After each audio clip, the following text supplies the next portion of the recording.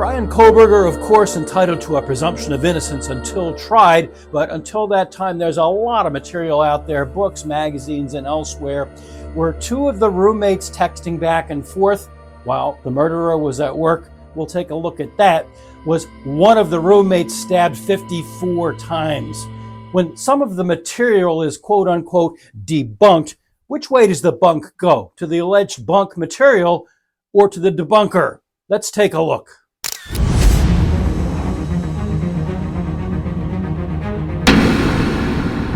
There has been a ton of media coverage. Some of it is stirring up controversy, and some say that some of it is debunked. On this episode of About the Law, we're here with Doug Cope discussing some of the facts in the Bryan Kohberger case. Hey, Doug. Hello, everyone. How are you? We're good. We assume you're all up on this case, right? Well, I have been reading about it, and I don't know. I'm not convinced about a lot of things. Well, all right. Let's get into the media first, and then we'll talk about the case, because there's a lot of meat here that we have to take a look at. Something bothers me. A lot of times you'll say something or hear people say something on the internet, and then all of a sudden they'll say, "Oh, well, that was debunked." Well, what does that really mean? That somebody has a different opinion about it? And so thus is the case with, and we're going to go through a bunch of material, but there was an article written by Howard Bloom on Airmail all about the case. Purportedly, he's writing a book, and people jumped all over him for that. And, oh, it's debunked. Is it? So let's jump into it, and I'm going to show you that I went on to Amazon.com just today. There are 20 books just on Amazon.com on the Kohberger case. 20. Here are some of them. The one on the bottom, second from the left, is While Idaho Slept. And here's what the author had to say about the media. I don't know if this gives us an idea or a framework of why the court and the attorneys really want the attorneys out. But the author of this one book, While Idaho Slept, which I read, says, and I quote from the book, "TV crews had entered the building with tripods over their shoulders like pickaxes in the gold rush for coverage. Hairdos filled the audience." Doug, does that sound? That's great. Yeah. And the hairdos. I mean, I've never known anybody in TV or radio that didn't have their hair done, right? Well, that's true. That's true. Mm-hmm. I mean, I know people. Go ahead. I was just gonna say, it's kind of just like, even though it's supposed to be reality and crime, it's just like at the end of the day, it's turning into an event. It's turning into a spectacle. It's like, oh, who's gonna get the coverage first, and kind of like a clout battle. Well, but this quote, it is turning into a spectacle. A lot of these cases turn into spectacles. I mean, pickaxes in the gold rush for coverage, hairdos filling the audience. Please, come on. It's not pertinent. It's not pertinent to the case. By the way, I invited this author, Mr. Appleman, to come and participate on our podcast today.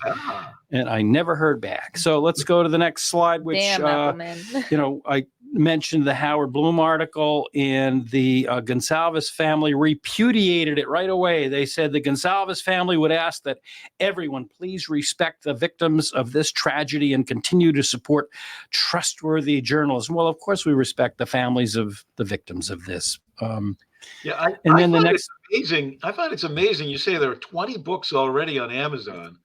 Absolutely, yes. On Amazon, hasn't even gone to trial. Mm-hmm. No. This case hasn't even been heard in court. Then Steve Gonsalves, the father of Kaylee, who we all have to have some sympathy for because his daughter was brutally murdered. No matter how you feel about this case, it's a horrible thing that happened to him. But bear in mind when I read this quote that he has been interviewed on National Network TV and elsewhere. Mr. Blum, he says, recently has used the murders to get back into the spotlight, appearing on an NBC show, as well as a book in quotes he is writing. He has reached out through our attorney several times to speak to us, but we have declined. I just want to make it very clear to the public that we have not spoken to Mr. Blum. about the death of our daughter? Well, Mr. Blum never said that he spoke to Mr. Gonsalves. He, specifically said that he spoke to other people. Now let's get into the Howard Blum article in Airmail. He points out that, and I quote from the article, Kohberger had purchased a dark blue Dickies long sleeve work uniform at the Walmart in Pullman, Washington, not long before the murders.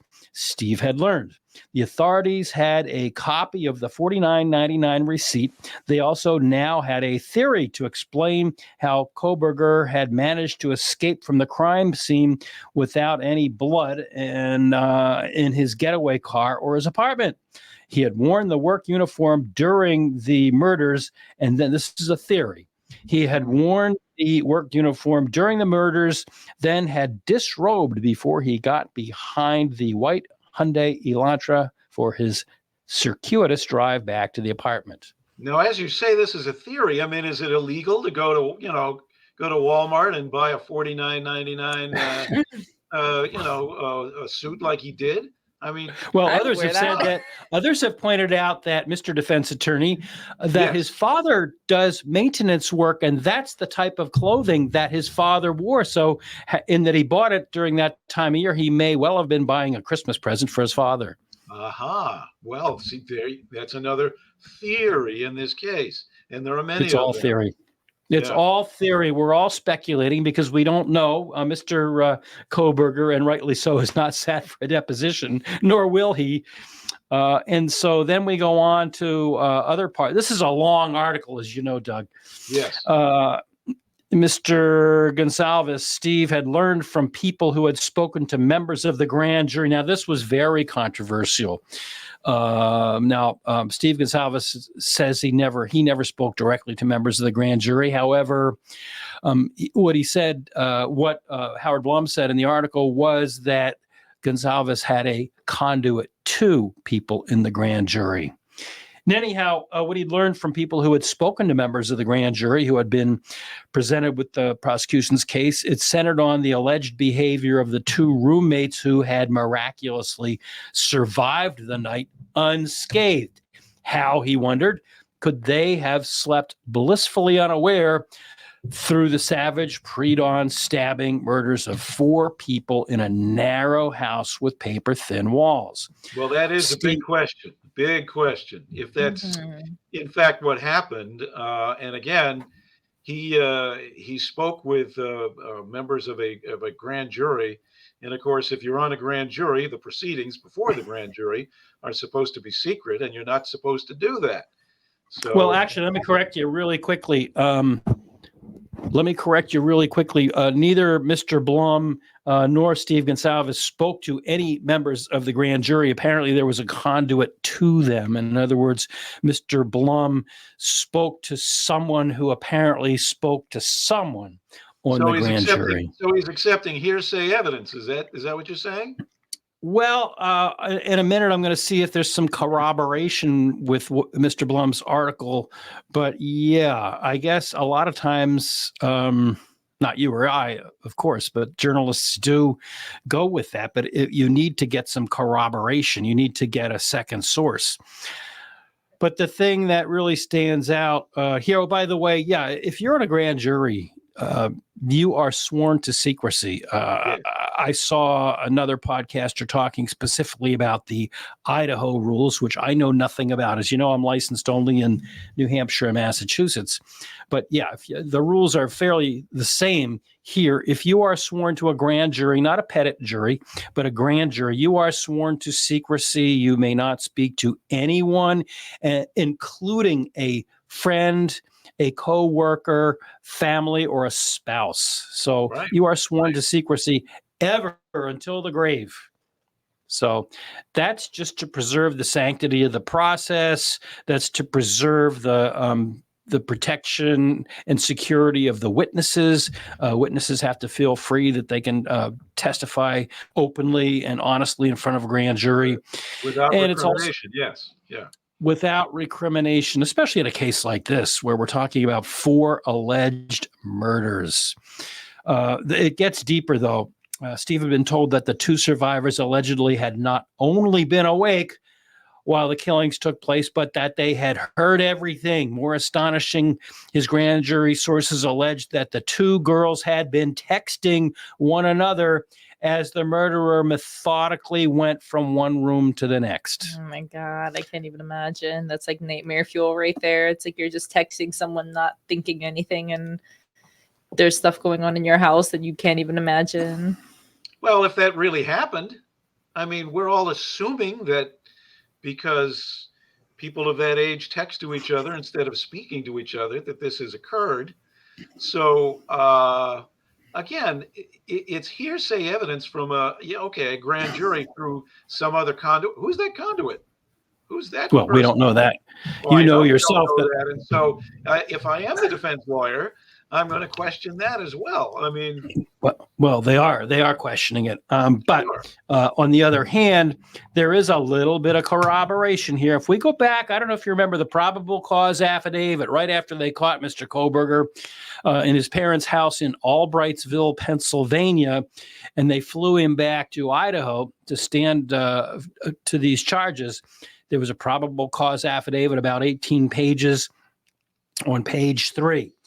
DM Dylan Mortensen and BF Bethany Funk both made statements during interviews that indicated the occupants of King Road residence were at home by 2 o'clock in the morning and asleep, or at least in their rooms, by approximately 4 a.m.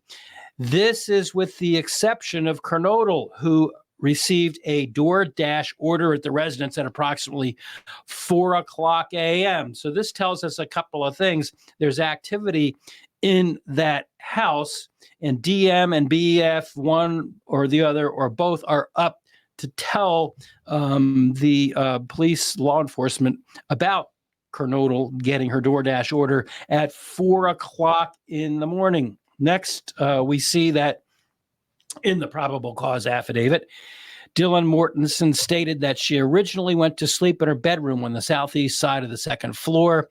She stated she was awakened at approximately 4 o'clock in the morning by what she stated sounded like Gonsalves playing with her dog in one of the upstairs bedrooms, which were located on the third floor. A short time later, DM said she heard who she thought was Gonsalves say something to the effect of, "There's someone here." A review of the records obtained from a forensic download of Kernodle's phone. Here's your corroboration. A review of the records obtained from a forensic download of Kernodle's phone showed this could also have been Kernodle, as her cell phone indicated that she was likely awake and using TikTok at approximately 4:12 a.m.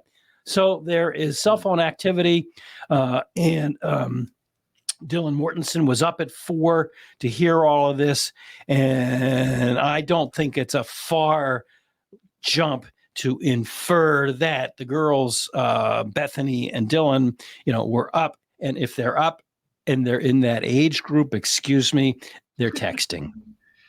Well, that's entirely possible, but we're just kind of assuming what has become a stereotype, perhaps, of what their activity might have been. But it makes us ask more questions, and there are so many questions about this case. And again, it hasn't gone to trial yet, and I just find it amazing that 20 books have been written about this already. Everybody with their own theories, and everybody with their own supposed evidence or their own sources. It's just I don't know. It's just really hazy, really hazy. Yeah. Well, I'm not going to mention. Oh, go ahead. Oh, I was just going to say, well, I think what people are experiencing to a degree is that, especially, because he hasn't been convicted yet, is that everybody kind of looks at this and wants to almost solve the story in their own view. It's just like a lot of people think that, like in our last video with Turtle Boy, it's just like a lot of people want to be the person to put the pieces together before anybody else. So I think that's a big part of like the obsession too, with wanting to like dig in and like getting all the facts and like nonstop watching all this information, is that maybe somebody else is going to find the hidden missing piece is what they want to happen. Well, these quickie books have already have been around for a long time. Doug, I'm sure you will remember Son of Sam. Remember that? Yeah, That Son of dates Sam. both of us. But Yes. I remember when Son of Sam was running around in New York, and before the man was even caught, there were quickie books. You would go to the counter at a Cumberland Farms where they didn't have bollards yet, but you would go to a Cumberland Farms or a Store 24, and right on the counter, they would have a quickie book. And I remember picking up the one about Son of Sam, because at the time I still had a few friends that lived in New York City. When I was a kid, I used to go there all the time because my grandfather had an office there, and I was like, what is going on with this? But my point is, back in the day, they would come out with these quickie books. Now, Sure. not so much. I was in Barnes and Noble a couple of weeks ago, and I didn't see a single book on this case. I was actually looking for one. It's all on Amazon.com. I couldn't believe it. 20 different books. But I think the internet has kind of taken over for the whole thing. I think there are pages for everything, and I think that's why you don't see the quickie books. Now, you can self-publish a book. That's what a lot of people do now. They sell. In other words, you don't need to find a publisher, which in the old days, you would write a manuscript and you would type it up and you would put it in an envelope and go to the store and photocopy it before you mailed it into the publisher. And then the publisher would say, no, it's terrible. It stinks. But if you were lucky, you just go to another publisher. So well, a lot of people, Doug, would go to a lot of different publishers and then they just give up. Now, you don't have to go through that. You got to put up some money, but anyone can go to a publisher and publish a book. And my understanding is they really only, actually print a few. And I don't know what the number is, but then, when I go online and I order a book, they print it up and send it to you.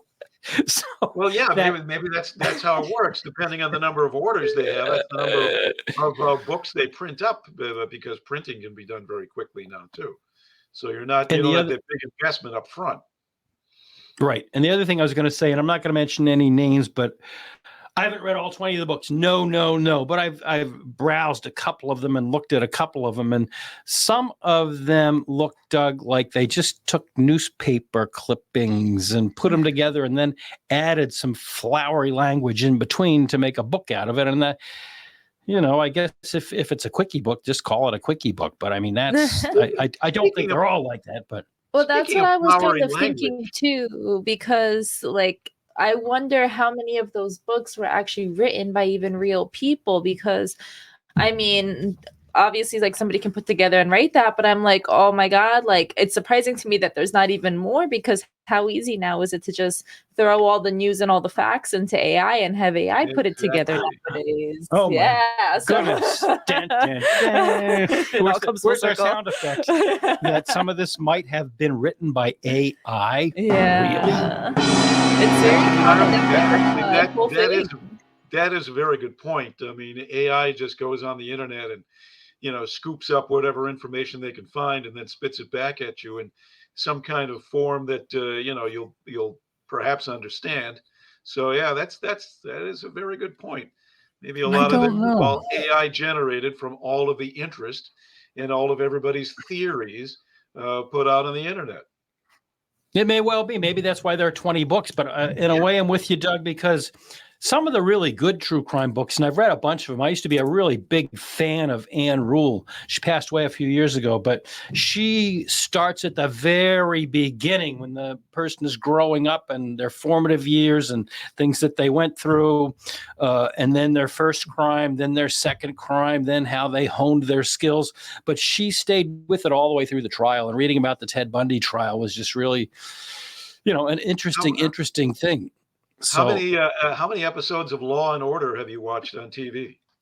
Well, that and also my favorite TV show is Forensic. My second favorite TV show is Forensics Files, because it gets into the forensics of it all.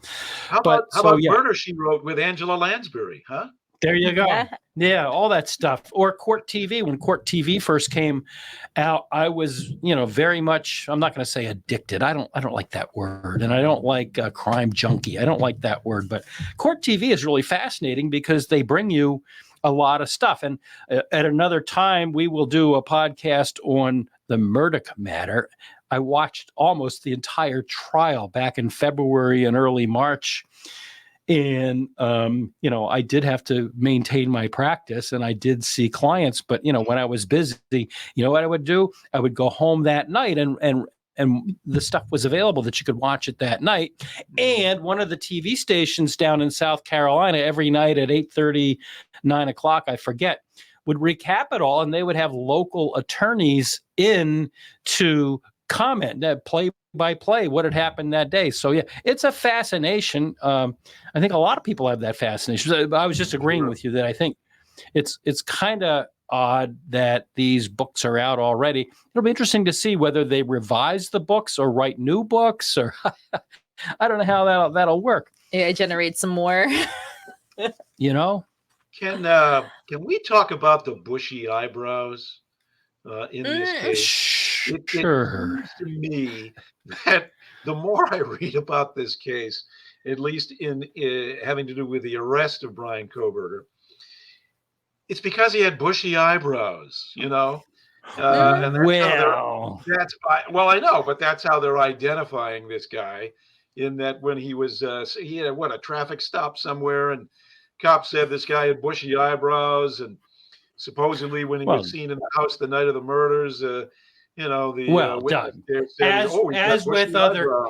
as with other cases, that was one of many pieces. That kind of went together. There were the bushy eyebrows, and he was tall and muscular, and the Elantra driving around 3 times that night, and then the next morning and 12. So that was just one piece. That was Andy, your eyebrows are kind of bushy. Where were you? At 4 o'clock in the morning, I guarantee you I was sound asleep. You were not in Idaho? Although, interestingly, did you hear about his alibi? He actually, if you're going to have an alibi in court, you've got to file the fact that you have an alibi. Did you hear what his alibi was? His alibi was that he was out driving around. Oh my God. I guess that kind of didn't help, did it? But also, wasn't there some aspect of his cell phone was not pinged in that area? But then there was some he had turned it off. That he had turned it off, or he had turned it off. On what is it? Airplane mode. Right. Either that, one or the other. Well, back to the things that have been written. There's a couple of more things I wanted to talk about. As we said before, a lot of this is not in books, in newspapers, and that kind of thing anymore. A lot of it is online, and there's a podcaster by the name of Annie Elise, and she's really good. She's a non-attorney, but she's an excellent storyteller, and she's a thorough researcher. Shout out. And before the probable cause affidavit came out, mind you, she had a friend of a friend. I know you don't like hearsay, but listen to this. I don't. She had a friend of a friend whose husband worked for the FBI. And so in her podcast, Annie Elise, this is from before the PCA, she goes on to her phone and she starts reading a text that she got from this friend. And I quote, "Ethan's legs were sliced all the way down to the hamstrings. One of the girls was stabbed 54 times and beaten so badly that every bone in her face was broken and so sunken in that she was unrecognizable. One of the cops said that one of the girls in the basement who survived went by the staircase and she thought it was Ethan and yelled at him to shut the F up, but it was actually the killer. The killer then left after he saw her, but she didn't know it was him, though, at that time." So this was before the PCA, and she had all of this information. And the thing that's really interesting about that is that, this FBI guy was talking. So this was before the gag order, obviously, and I'm sure he would deny all of that. But this is a fairly solid podcaster. I mean, there's a lot of them out there that just kind of ramble on. Not me, of course, but she very solid, and she had this information. And I mean, my contention would be that as long as people have the attitude of that guy that we talked about earlier, who talked about the photographers walking in with pickaxes, yeah, and as long as the court is going to impose a gag order, this is the kind of information that's going to come out. And this kind of solves one mystery. One of the many mysteries in the case, and I imagine you have a bunch of them, and we'll get to yours in a minute. One of the mysteries is, why was it when the girls knew something was wrong at 4 o'clock, 4:30 in the morning, didn't they call police until 11:58 that morning, 8 hours later? Well, according to this that I just read, Dylan Mortensen thought that it was Ethan Chapin, and she yelled at him, and she thought they were just being loud and had an argument, and he was leaving after an argument. That could explain it, and maybe she just went back to bed thinking that's all it was. Whether that's true, again, that's just a theory, but I just found that little tidbit interesting. Well, there are many theories. I'm still, again, pretty hazy on this, really placing Bryan Kohberger there at the time. And also, I'm confused about this whole thing about this leather knife sheath that was found at the crime scene, and whether there was DNA on that knife sheath that can be traced to Kohberger. And something about Kohberger's father. I don't know. It's just, to me, it's just kind of, everything in this case is hazy and will remain hazy until it actually goes to a public trial and we have statements in public stated in court about what evidence either side has found one way or another to this case. Well, I guess we'll find out. There's a lot of mysteries. A lot of mysteries in this case. There's no date set for the court trial yet, correct? No, it had been set for October 2nd or 3rd, and then Bryan Kohberger waived his right to a speedy trial, and so now it's open. The whole thing is open, and so there's no date at this time. There's talk that maybe it'll be in the spring, but the way the case is going, the defense just, I believe it was last week, filed their 8th request for discovery. And the document itself is only a page, but they're requesting all the documents on Schedule G. Well, Schedule G, by agreement of both sides, prosecution and defense, has been sealed. So we don't know what they're asking for. We have no idea if there's more DNA. At one time, interestingly, and I should have prepared it to put on the slides here, interestingly, Newsweek had printed a column that alluded to the fact that there may have been additional DNA left behind by Mr. Kohberger. And then people took off from that and said, oh, there was blood that was left behind, so there's solid DNA evidence. Well, by the time I pulled up the Newsweek article, that had been retracted, and they had changed that and said, no, there wasn't DNA. So, that's what happens when there's a gag order. That's what happens when everyone is ordered not to say anything. And, that's really unfortunate. Well, that's all part of the process, as we learned in the Karen Reed case, about all this potential witness tampering. I suppose the same thing could be applied to this case, tampering with either witnesses or evidence prior to trial. So, I mean, I can understand the gag order. And, the people who printed up those 20 books probably like the gag order because it just makes them more believable in any of their theories. So that's kind of what I was thinking. It's like the gag order makes it so that it's easier to believe any misinformation because it's like, where's the correct information? Right. Yeah. Well, I'm totally against the gag order because there are already ethical constraints that constrain attorneys against, inflammatory material or commenting on things that aren't of record in the case. And so I certainly, to the extent that I did or would do a criminal offense, I would certainly adhere to those. And I would certainly think that those are the guardrails that protect the system, and the system does need to be protected. But just an out and out gag order, I think, is not unconstitutional, but untoward, because don't forget who paid for those courthouses and who pays for the judges' salaries and who pays for everybody in the courthouse. It's the public.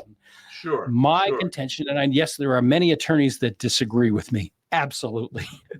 but I think that a gag order is a bad thing. I think that, there are a lot of cases, for example, the Harmony Montgomery case that's coming up in New Hampshire. The attorneys have spoken to some extent about that. I'm sure there'll be bombshell allegations that come out, but when they searched a home in Manchester and removed a refrigerator from the house, there was some splaining that had to be done. And so, there was some splaining that was done. And at some point, certain information got out that they were looking for certain things. And, so no, I don't think a gag order is a really good idea. I think it goes against a lot of things. Now, let's get back to poor old Dylan Mortensen and the author that we were talking about.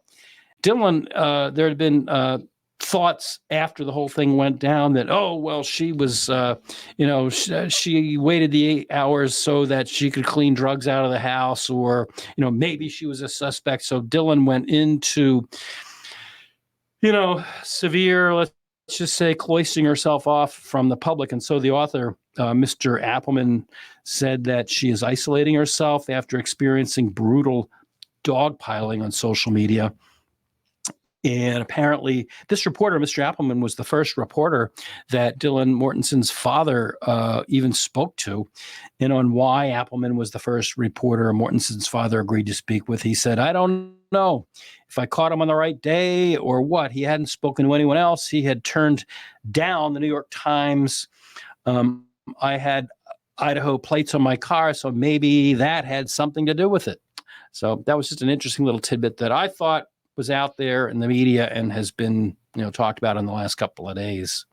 I don't know. Social media just disappoints me over and over and over again. And we're talking about the deaths of 4 people here, and somebody accused of those deaths. And people just look at these things as just another way to entertain themselves. We're not going to know what really happened probably for a long time. And when I say a long time, as you mentioned, there's no court date as of yet set for this.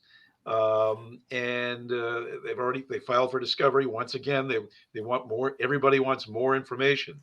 So it's going to remain a mystery. People will write more books, and people will find an entertainment value out of this whole mess.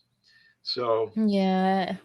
Well, I don't know. Do you think it's entertainment, or do you think it's just that people have an innate need to know stuff? I mean, this was a horrible crime. I mean, this was an awful, awful thing that happened, and it's of worldwide proportion, because how many parents send their kids off to school and, they hope that the kids are going to be okay.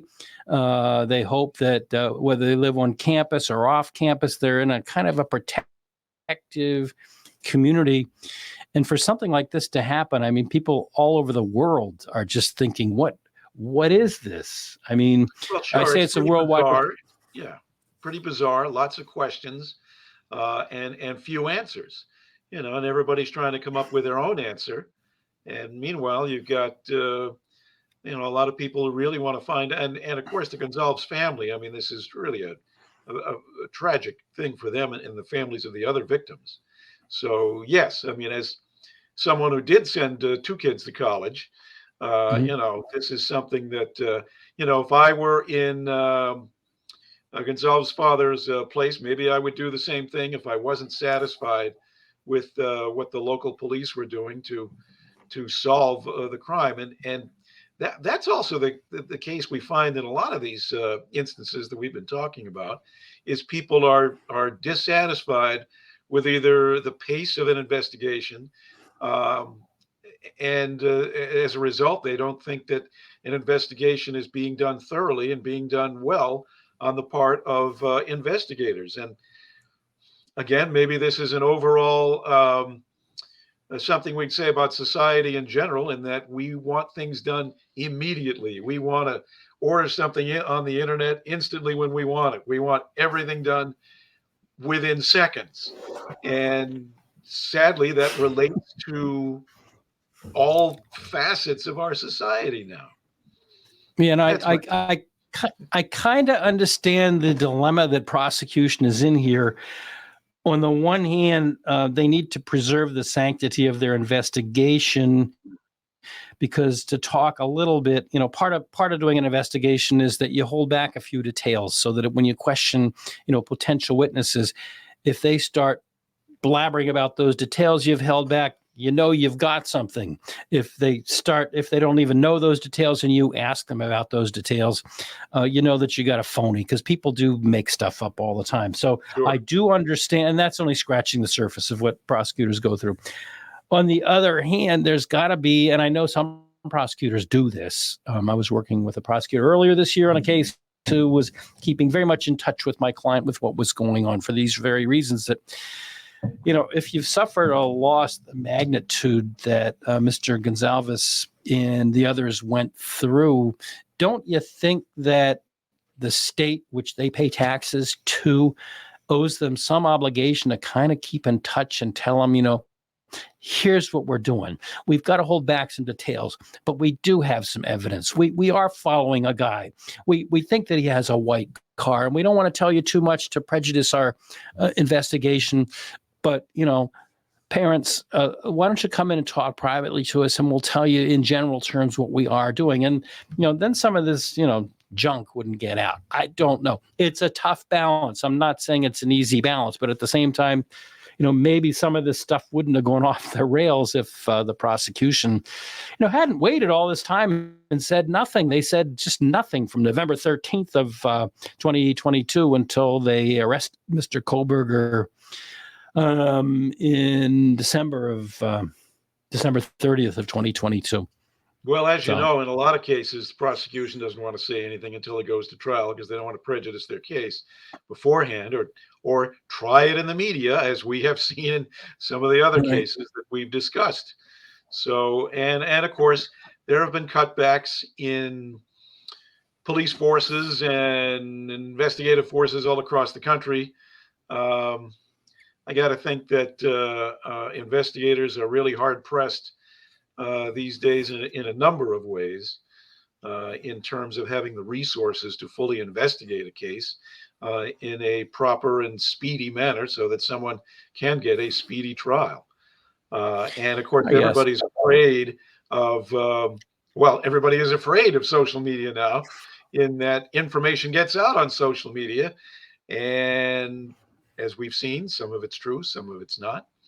And people formulate their own opinions. And sometimes those opinions, as we discussed in the Karen Reed case, can divide an entire community. Mm-hmm. That's true. I've talked to a couple of people that are very knowledgeable about the case, and hopefully we'll have them come on. If this author wants to come on, we'll have him on because he did do an investigation. So, Lainey, we're going to ask everybody if you learned anything from the program or you were entertained by the program, please like and subscribe. Subscribe and comment. Okay, Doug, thank you very much. Good to see you. And Good to see you. Thank you. See you in the next one.